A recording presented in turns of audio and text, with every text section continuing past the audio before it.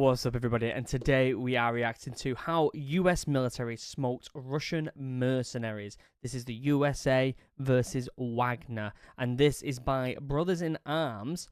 There'll be a link down below to the original video. Please go over to the original video and give it a like and all that good stuff while you're there, down in the description. Just in the top right-hand corner, give my video a like and subscribe if you fancy it. Well, like and subscribe if you enjoy the input I give on this video. From my expertise of being a former British Royal Marines commando, yeah, we'll see what I think about this video and we'll see what commentary I can get on top of it. Before we get started, check out Dreadnought Media, link in the description as well. It's a new project me and my brother are working on that I'm incredibly proud of. Please go check that out as well. Other than that, I think that's it. Let's pull this up and let's have a cheeky peek. When the first vehicle in the convoy suddenly blew up, the Russian mercenaries knew something was wrong. Their objective, to capture an oil field in eastern Syria, was supposed to be a routine mission. The enemy, they knew by then, would have fled long ago at the sight of 500 battle-hardened Russian and Syrian fighters. But instead, the attack had come to an abrupt halt, and explosion after explosion shook the ground. It wasn't long before AC-130 gunships, Predator drones, Apache helicopters, and fighter jets were circling over the battlefield. That's a lot of gear to be over there. A lot of gear. Pounding the attackers from every imaginable angle. What the Russian forces didn't know was that the oil field was not defended by any fighters, but by American Special Operations Forces, supported by the most powerful air force in the world. So why was the US in this specific oil field then? Well, I mean, the US is always in oil fields, isn't it? Protecting and keeping an eye on all that oil. But why was the Special Forces there? Why was it so well guarded? I think that's more of a question.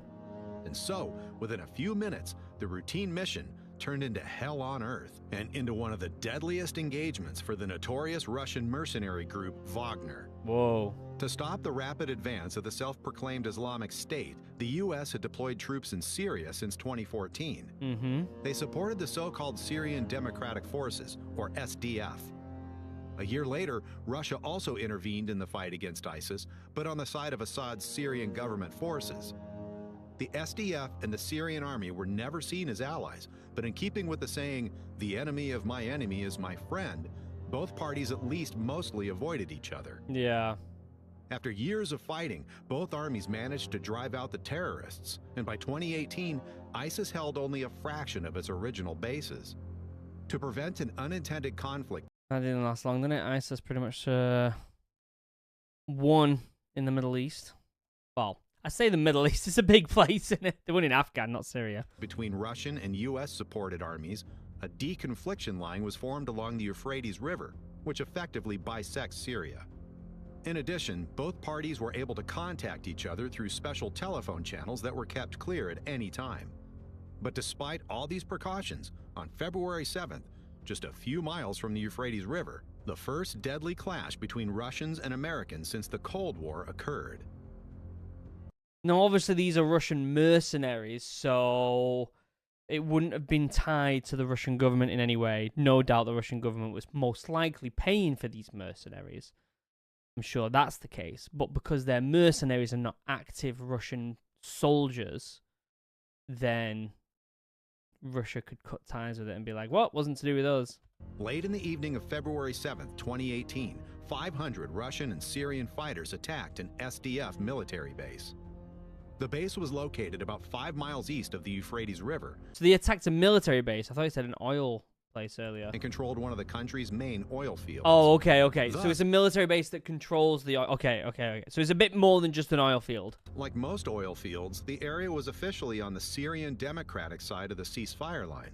But this did not stop the Syrian-Russian troops in any way. The attackers were supported by various Russian-made battle tanks, as well as mortars, artillery, and rocket launchers, with which they began shelling the SDF base without warning. In addition, Russian Air Force aircraft were on standby to provide air support, but initially remained on the ground. So there was However, Russian military in there was then? Initially going according to plan for the attacking forces, the phone suddenly rang in the Russian... So it wasn't just military mercenaries, because it had Russian Air Force on standby, so there were ties to the Russian government then? ...headquarters near the Euphrates. A representative of the U.S. military was on the line and wanted to know whether Russian fighters were currently trying to take the military base at the Conoco oil fields. Here, not only the Syrian Democratic Forces were under heavy artillery fire, but also their allies, American Green Berets, Army Rangers, Marines, and various support units. After the Russians had explicitly denied the question whether the enemy were their troops, it was clear to the caller. Whoever was currently taking fire at his soldiers, he would feel the full force of the American military in just a few moments. The response to the attack on their military base was prompt and tremendous. Even before the Russian convoy reached its starting position for the attack, the first and last vehicles were taken out in a classic ambush maneuver, trapping the forces in the middle. The missiles came from an American Reaper drone, which had been targeting the convoy for some time. Them drones are terrifying, aren't they? The fact that they're completely unmanned and they have these weapons on them is terrifying. However, to the Russian Wagner mercenaries on the ground, the drone was invisible, and they had a hard time understanding where the fire suddenly came from. It didn't take long for more shells to hit, spreading chaos on the battlefield. Whew. American artillery and HIMARS rocket launchers engaged the convoy, inflicting numerous casualties. While the Russian forces were still trying to realize what was happening, 4 Apache helicopters appeared on the horizon. Before they could realize what was happening, 4 Apaches came in. That's when you know it's time to be like, all right, guys, wrap it up. Let's go home. Although the gunships were several miles away, no one could hide from their precise infrared optics. Yeah. The laser-guided Hellfire missiles found their target in the Russian battle tanks, while the 30mm cannon forced the enemy infantry to withdraw. Few of them were able to escape the explosive shells, and a Russian survivor later reported that they suffered about 200 casualties within the first few minutes, almost half of the entire attack force. Oh my God. Reports that are on TV about, well, you know, about Syria and the 25 people that are wounded there from the Syrian army, and, well, to make it short, we've had our kicked. So one squadron lost 200 people. Right away, another one lost 10 people. And I don't know about the 3rd squadron, but it got torn up pretty badly too. So 3 squadrons took a beating. The Yankees attacked. First, they blasted the out of us by artillery. And then they took 4 helicopters up and pushed us in a merry-go-round. Oh, that looks with heavy sick, caliber machine guns. They were all shelling the holy out of it, and our guys didn't have anything besides the assault rifles. Yeah. Nothing at all, not even mentioning shoulder-fired SAMs or anything like that. So they tore us to pieces for sure.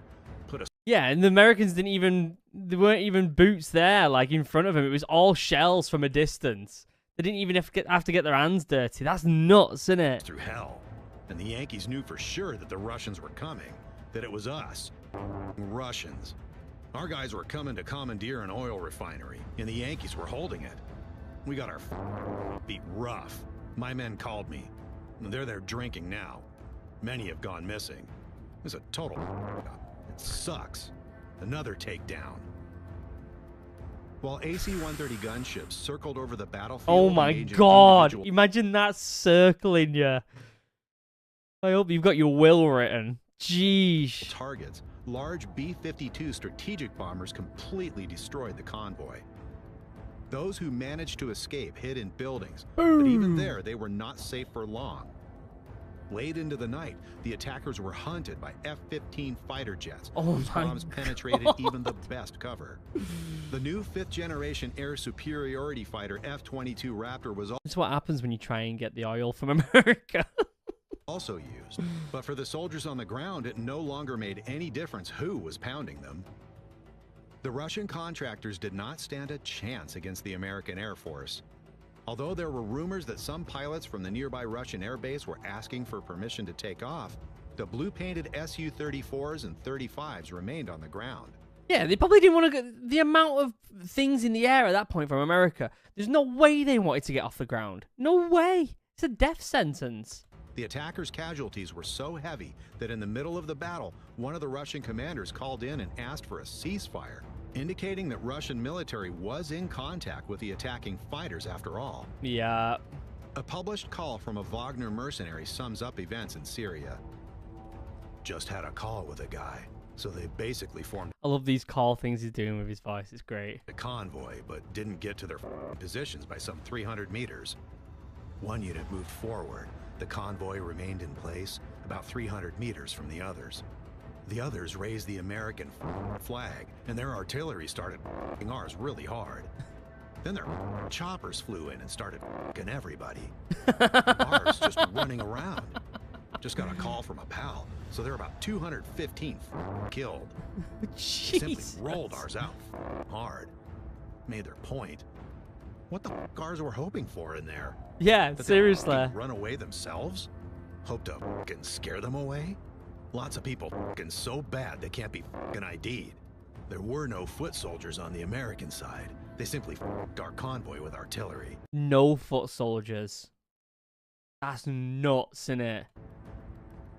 When the battle ended early next morning, there was nothing left of the convoy of vehicles.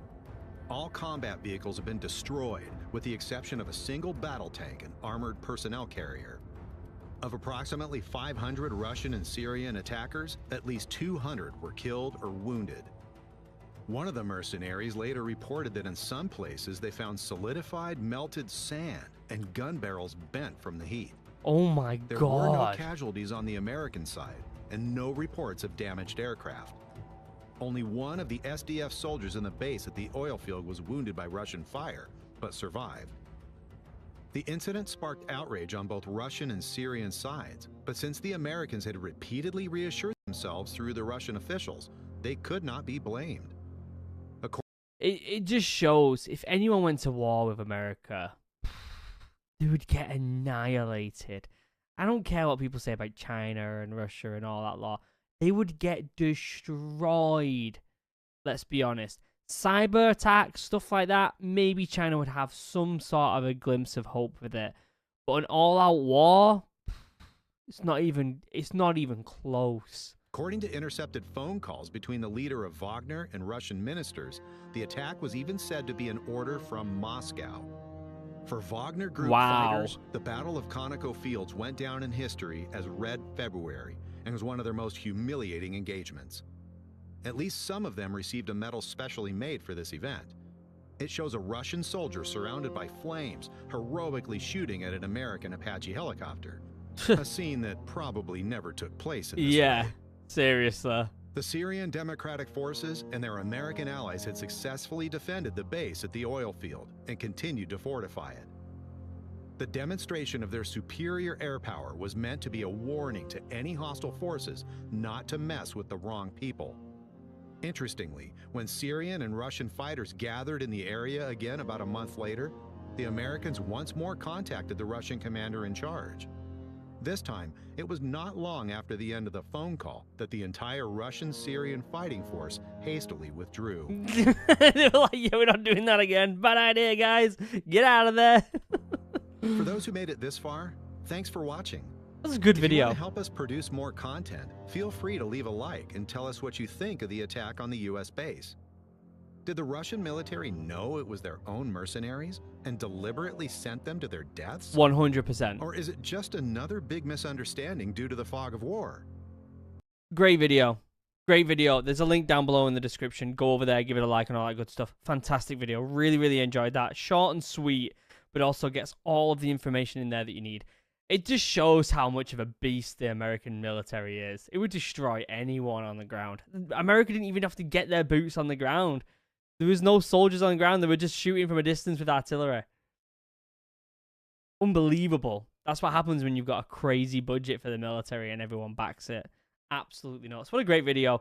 Let me know what you think in the comments section down below. I really enjoyed that. If you want to see more videos like this, don't forget to like this video. Other than that, check out Dreadnought Media in the description. I love you all. Have a wonderful day. Goodbye.